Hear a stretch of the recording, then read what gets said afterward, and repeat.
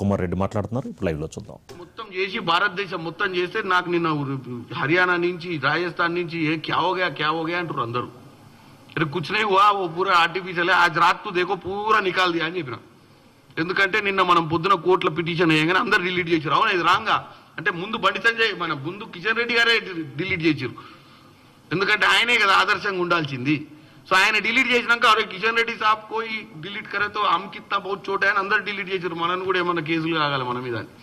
ఇంకెవరన్నా ఉంటే ఈ ప్రెస్ మీట్ ద్వారా చెప్తున్నా, దయచేసి మీరు కూడా డిలీట్ చేయండి. ఎందుకంటే ఎవరో ప్రోత్సహిస్తే ఎవరో ప్రొవోక్ చేస్తే మీరు పెట్టినటువంటి తప్పుడు పిక్చర్స్ అవి ఒరిజినల్ పిక్చర్స్ కావు. కేవలం కాంగ్రెస్ పార్టీని ఇబ్బందులలో పెట్టాలని, కాంగ్రెస్ పార్టీపై దుష్ప్రచారము విష ప్రచారం చేయాలన్నటువంటి ఈ కేటీఆర్ అండ్ ముఠా తప్ప ఎవరికి అవసరం లేకుండా అది వాళ్ళు పెట్టినటువంటి ఇత్తనము. అందరు దాంట్లో ట్రాప్లో పడ్డారు. ఆ ట్రాప్లో పడి ఇప్పుడు అందరు ఇబ్బందుల పాలు కావద్దని కోరుకుంటున్నారు.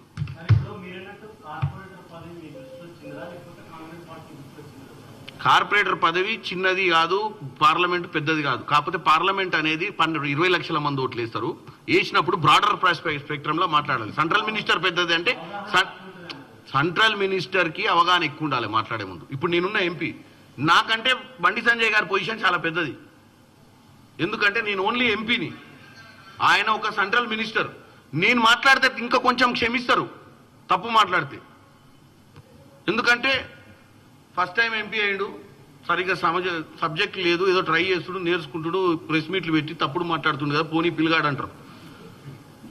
కానీ బండి సంజయ్ గారు మాట్లాడితే ఆల్రెడీ 2వ సారి ఎంపీ అయ్యిండు, ఇప్పుడు సెంట్రల్ మినిస్టర్ అయ్యిండు కాబట్టి ఆయనకు ఎక్కువ ఉంటుంది ఎఫెక్ట్. నేను ఎందుకు అంటున్నా అంటే సిబిఐ ఎంక్వైరీ అన్ని కార్యకర్తలు సిబిఐ ఈడీ ఏంది ఇది?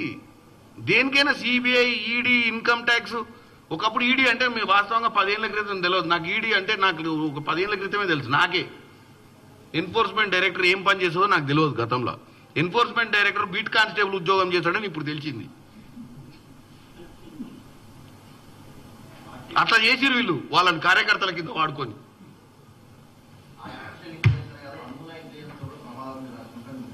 కవిత గారు చెప్పిరా?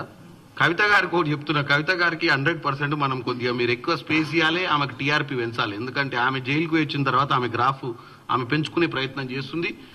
కవిత గారి రేసు ఈరోజు వాళ్ళ ఇంట్లో ఉన్నటువంటి ఇంటర్నల్ రేస్, దాంట్లో ఎవరు బాగా ఫామ్ హౌస్లో ఉన్న వాళ్ళ నాయనని ఆకట్టుకొని తర్వాత ఆ సామ్రాజ్యానికి ఈమె మాహిష్మతి సామ్రాజ్యానికి మాహిష్మతి అవుతుందా ఏందో ఉంటుందిగా బాహుబలి సినిమాలో లేడీ డాన్ శివగామి. వాళ్ళ దాంట్లో ఉన్న పంచాయతీలు మనకి ఎందుకు చెప్పండి? ఆ పర్ఫార్మెన్స్ కోసం ప్రయత్నం చేస్తుంటారు. ఆర్టిఫిషియల్ ఇంటెలిజెన్స్ తోటి బొమ్మలు వస్తాయా? అనుముల ఇంటెలిజెన్స్. అనుముల ఇంటెలిజెన్స్ అంటే ఏంది? ఫోన్ ట్యాపింగ్ చేసినటువంటి గొప్ప సంస్కారం వాళ్ళది. మరి అనుముల ఇంటెలిజెన్స్ ఏం చేస్తుంది? పట్టుకుంటారు వాళ్ళని, ఎవడోడు చేసిండు గతంలో. వాళ్ళ హయాంలోనే కదా ఫోన్ ట్యాపింగ్ అయింది. లెఫ్ట్ రైట్ సెంటర్ ఎవడు ఎక్కడ పోయినా నిమిషం ఇవాళ ఉన్నది అదే కదా వాళ్ళది మెయిన్ సబ్జెక్టు. ఇంటెలిజెన్స్ అంటే వాళ్ళది ఇంటెలిజెన్స్. మా ఇంటెలిజెన్స్ ఏమైనా వాళ్ళు చేసినాయి చెప్పడం ప్రజలకు, మేము మంచి చేసిన దాన్ని కూడా వాళ్ళ ఆర్టిఫిషియల్ ఇంటెలిజెన్స్ యూజ్ చేసి మమ్మల్ని దుష్ప్రచారం చేస్తుంది వాళ్ళు. Okay, thank you.